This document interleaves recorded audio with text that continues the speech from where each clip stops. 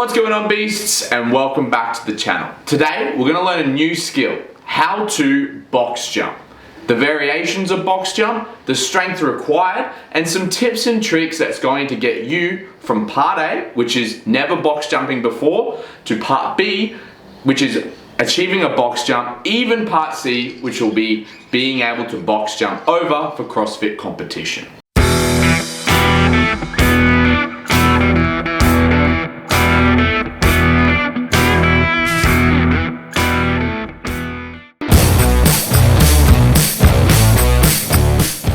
Do you feel you don't have the strength to perform a box jump?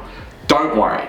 In the link in the description, there is a quick squat and strength program that will help develop your legs to get to the point where you'll be able to crush your box jumps without any trouble.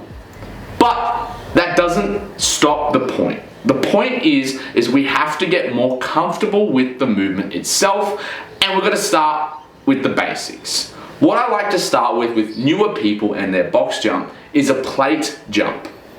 We've stacked a few plates on top of each other. In this case, we've got 4 20-kilo plates, which is roughly about 8 inches. Obviously, if your plates are a little bit thicker, they're going to be a bit taller, and vice versa. This way, this is a small enough height for even the most beginner athletes to be able to achieve a box jump and build that technique. The great thing about plates is, just like Lego blocks, we can build them up slowly over weeks, getting more and more confident with the box jump itself. Look, I know that this wooden box can be quite nerve-wracking for your first jump. However, it is something that we need to work up to because it is a skill that is functional in life as well as the sport of CrossFit.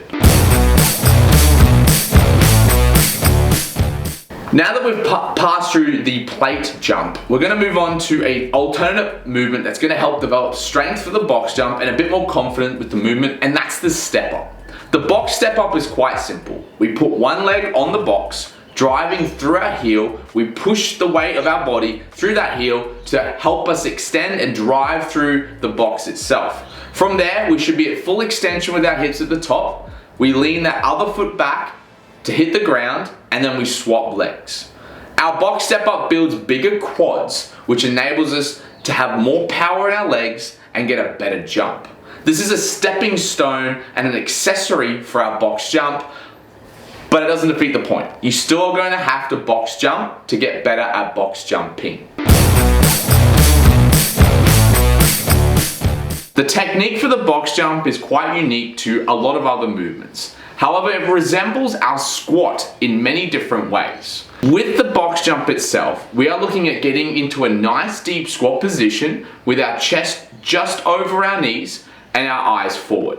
From there, we want to explode with our arms as we leave the floor and get our legs as high as we can by tucking our knees into our chest, and then from there, sticking the landing on the box. It sounds easy, but actually performing the box jump itself, for many people, their first time can be quite nerve-wracking. So now that we've run through the first 3 parts of our box jump, we started with the plate box jump, we've moved on to the step up, and then we've performed the box jump. You're still obviously interested in the CrossFit specific technique of a box jump over, which is why you're onto this part of the video. We're going to run through a couple of steps of how to achieve the box jump over, and first things first is the leading foot. The leading foot is the part of the box jump over that I guess makes it a little bit different to the regular box jump, in the sense that you want to have one of your legs in front of the other when you land on the box. So if I was to step up on the box and give you an example, this is the finishing position for a box jump over. Notice how I have one leg in front of my other leg. This, in the case, would be my leading leg. This is my supporting leg. So I've jumped onto the box, I'm in a crouched position, and I'm ready to turn around in that position when I'm going to land on this side. Having that position allows me to pivot the box a little bit easier. I'll jump into that position one more time just to show you again. So in like a half, 3/4 squat, I've got one leg flat on the box with my back foot, the heel is slightly raised to allow me to pivot on that foot as I come down to the other side. Now that we've covered the first part, the leading leg, Next, we must cover the body position. Unlike a regular box jump, where if we jump into the box, we are facing forward the whole time. A box jump over starts slightly angled to enable that leading leg to be able to rotate and move quite agilely over the box. An example of this, I've set up my position. I have my leading foot in front. You guys can't see it, it's under the box. From there, I'm going to jump onto the box with the same technique that we've shown previously. Into that nice deep squat. Arms come back, I throw those arms, I land. Exactly the same position as we showed at the start. Once again, I'll rerun through it again. Leading leg in front. I've shot my hips back. I'm in that crash position. I throw my arms. As I throw my arms, that leading leg comes forward. The other leg still remains on the box, but I'm kind of sitting on the toe rather than the heel of my foot, the ball of my foot ready to twist. Now that we've run through part 1 and part 2, let's finish off the movement. Now, new CrossFit standard dictates that when we end a box jump over, we step down from the box to save our Achilles. This is the same technique that I'm going to show you guys in the video because I believe this is the safest way to perform these box jumps. Let's run through that technique. Leading leg in front. I'm slightly angled offside to the box. From there, my hips go back, arms come back, ready to launch myself in that position, eyes remain forward. I throw those arms. As that leading leg hits, I'm in that same squat position. My back foot is twisting. As I'm coming down, I step down from the box and finish in the same position as I started in. Now, returning to the other side.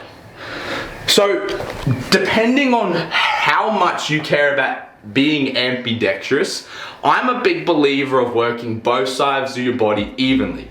When I bar facing burpee, when I box jump over, when I split jerk, I use both legs.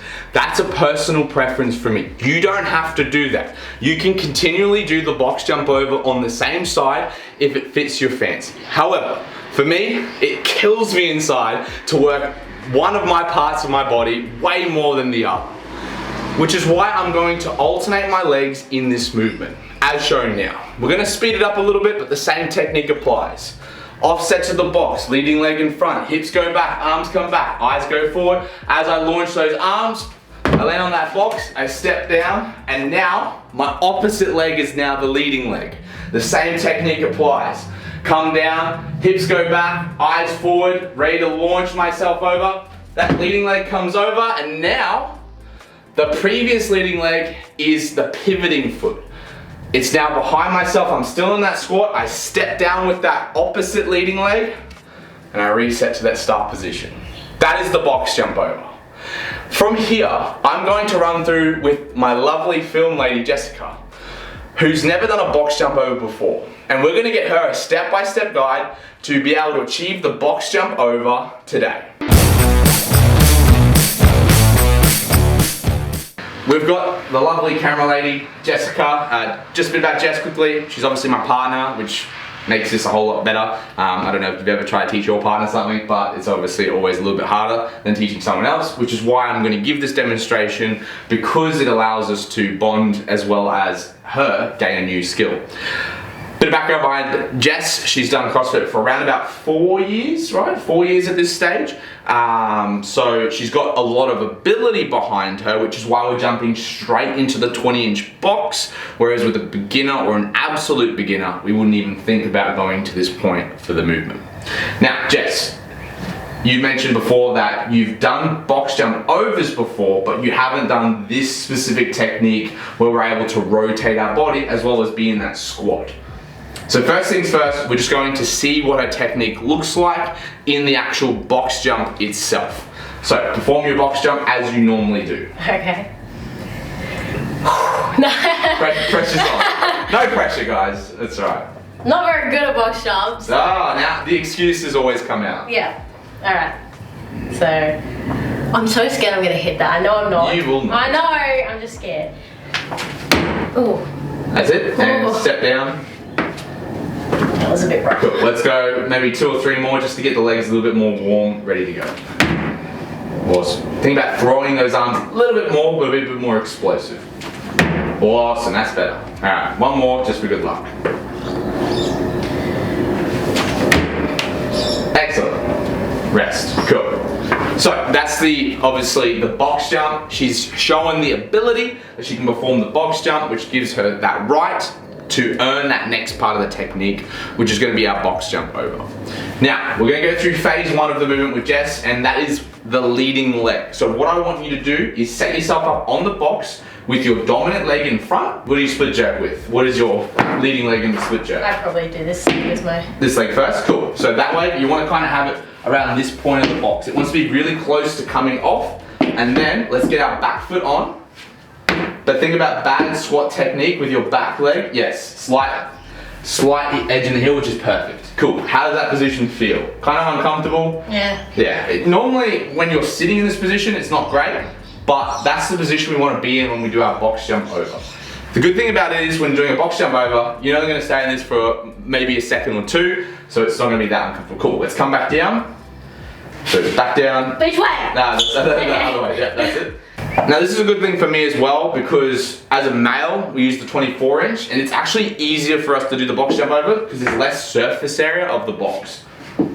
Yeah, that's good. Cool. Now I want us to act as if we've just performed the middle part of the movement, and we're going to go to the opposite step down. So I want us to pivot that non-leading leg and then step down with that. Yes, perfect. That's exactly it. As we were going through. Now let's go back the other way. You can choose to use the same leg if you want, or you can alternate legs. It's up to you.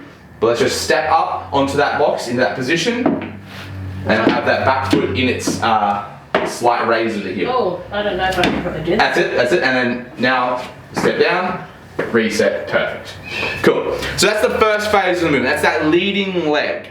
From here, we want to end up in that position from the box jump. So, do you remember what the second part of the sequence is for our box jump over? Yes. So first part, we have that leading leg, obviously in that position. Perfect. So obviously we're back from a box jump, we land in that part. So was a trick question. The part you were just doing is the second part of the movement. Yes. But you've got that leading leg forward. We're going to now try and attempt to land in that position. Take your time, no need to rush. That was good, that was good. All right, let's come back down, nice and safely, back to the starting position. So when we landed then, our feet were quite narrow. Yeah. That's fine, that's just a little bit of nerves, a little bit of a fresh movement, but just then trying to get those legs a little bit splayed. Think about aiming that front leg to this part of the box. The top left-hand corner is where your left leg will go. That's good, that's much better, perfect, almost. That's almost perfect. The only thing that we're not doing is see how our body position is forward. We want to be slightly tilted to that position here, where we're like offset to the box, so that way when we come down with that leg, which you're going to do now, step down, we just have an easier way to turn. You don't have to do that, but that's just a super efficient way to do it. Let's come back around this side again. Yeah, pivot, perfect. There we go. All right, back to the other side. Awesome. Back to the side. Cool. So now that she's passed through probably the hardest part of the movement, which is breaking that confidence barrier, we're now looking at trying to make that ending part of the movement a little bit more efficient. So what's ending up happening is she's landing on the box, then twisting, and then pivoting that leg off, resetting, and going again. What we're looking at getting is just making that whole process a little bit more smooth. So if you step towards the coaching side, Jessica. So what she essentially wants to achieve is the box jump in one flow motion. So just seeing that confidence now that we've built from that, just slight speed up, not too much, just a little bit, just turn up a little bit with the step down, not the box jump. Awesome, look at that. All right, now we're on this side. Oh no. Let's jump back. That's it, pivot, down, excellent. So it's going to feel a little bit more weird coming back than it is going forward. That's purely because with the same leg, you're kind of having to turn the opposite way. It's more awkward angle, which is why I personally like the ambidextrous approach, but that's also biased from me. If that works for you, that works for you.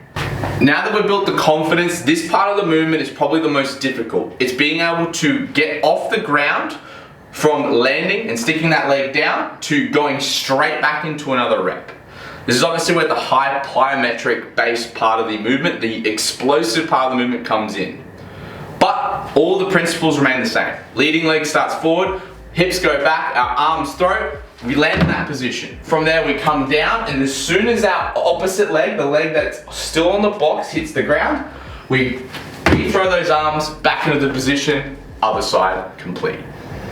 Let's give that a go. Cool, nice pivot, and then jumps back over. Oh, sorry. Okay. I don't know what I just did. Sure. I'm pretty sure when we came back, we had the opposite, the leg that we aren't going to use in the leading position, even though you still jumped with this leg. Okay. So let's just try again. Nothing wrong with that. It's just a little bit inefficient. Yeah. All right. That's it. Nice and slow. I'm confused now. Yeah. See. This is the other leg. Yeah. This is the one that you didn't use. You used this one last time. Now this one is now in front. Let's just see if we can try and make it work. I don't know. It's just the opposite leg now. It's the same principles, opposite leg. That's it. Perfect.